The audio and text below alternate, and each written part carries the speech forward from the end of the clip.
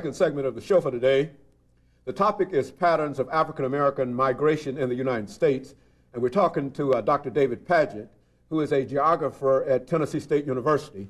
And of course, Dr. Padgett, before we had our first commercial break, we were talking about some of the patterns of African American migration, and you indicated that primarily it was a movement from the South toward the West.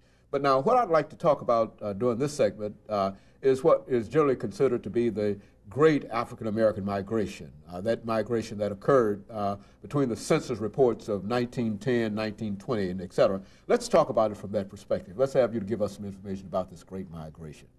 Okay, yes, indeed. Yes, certainly the Great Migration, of course, is the one that we're most familiar with historically, where mass numbers of blacks left the South in the early part of the 20th century. Now, there were some push factors that differed somewhat from those that pushed the exodusters out. There were a lot of natural disasters that occurred in the early part of the century. There were floods. Black people lived primarily in low-lying areas. There was the boll weevil plague that wiped out cotton crops and put a lot of black people out of work. And so that, along with the racism and the rise of the Klan and land theft and lynchings, that was still there. That hadn't gone away. Those were push factors for pushing blacks out of the South. And what was interesting was that still at that time, in the early part of the 20th century, 90% of blacks lived in the South, and 80% of that population lived in rural areas.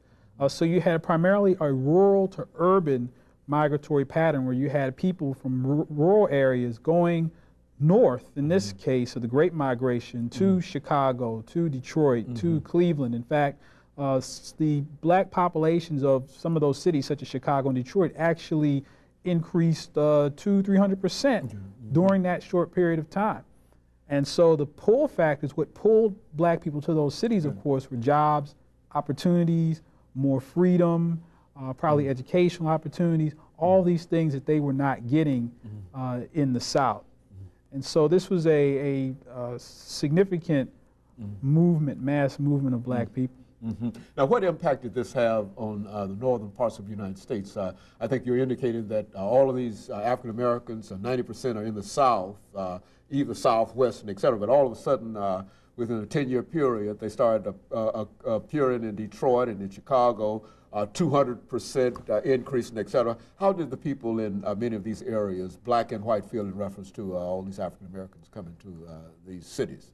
Well, in some cases, there was, of course, resistance by the white community. There was some vagrancy laws passed. Obviously, a lot of blacks did not get a job upon arrival in some of these cities, so they would end up out of work for periods of time. So you had these vagrancy laws where blacks would be jailed for being unemployed or vagrants. And so that was one reaction.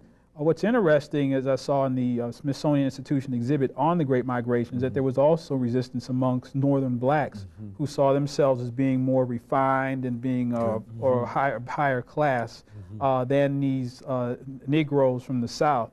And there were some types of behaviors or things that blacks in the South commonly did that were frowned upon by northern blacks, such as sitting out on the porch braiding a girl's hair. That was seen as being uncouth or talking loud. And so a lot of the parts of that exhibit in the Smithsonian Institution had old documents that northern blacks would hand the southern blacks about etiquette, how to act in public. And it was really interesting.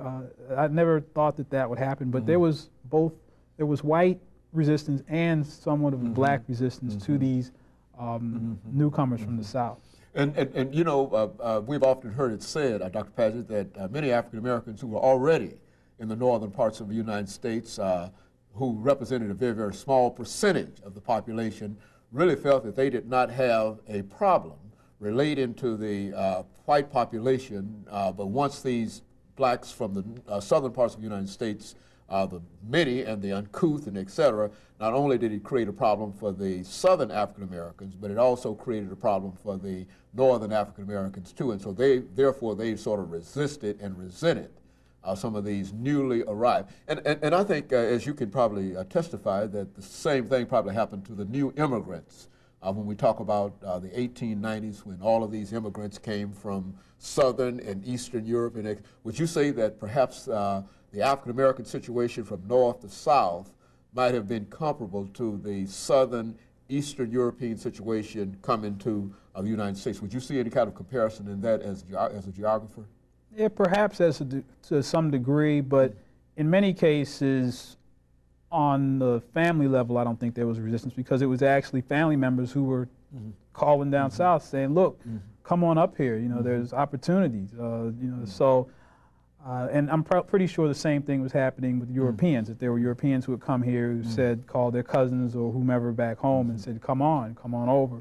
But I think you probably had a small portion of the established black elite who offered resistance, but it wasn't resistance to the point that they were causing harm.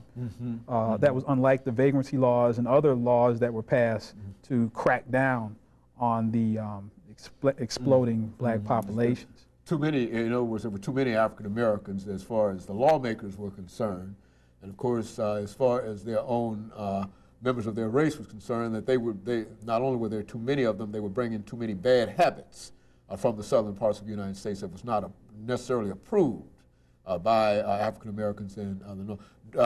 And of course, Dr. Padgett, I think that in a real sense, you came to us earlier and talked about these kinds of trends that occurred. Now, after the Great Migration, what's the status of the African American population in terms of its movement after that? Do they stabilize or whatever during this period? Well, the Great Migration moved forward until, of course, the Depression. And the Depression obviously slowed things down quite a bit.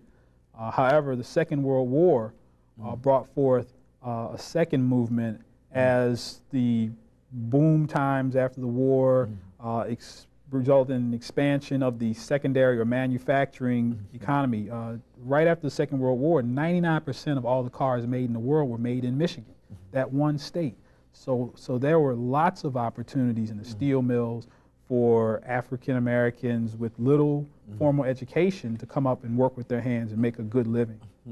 And so it was the industry that helped propel and helped to sustain, in a real sense, members of this Great Migration, that after they got there, there was something for them to do after they became adjusted and whatever. Very good. And of course, Dr. Padgett, we're getting ready for this second commercial break, after which we'll come back and we'll give you an opportunity to talk about some of the recent trends dealing with this African American population. And we'll be back with our audience following this very, very short commercial break.